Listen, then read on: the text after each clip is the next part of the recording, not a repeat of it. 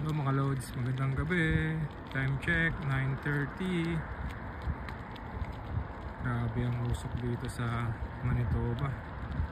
Gawa ng wildfire.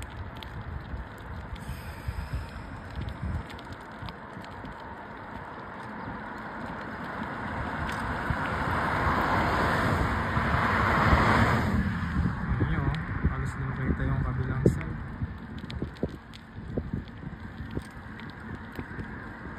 Stay safe everyone.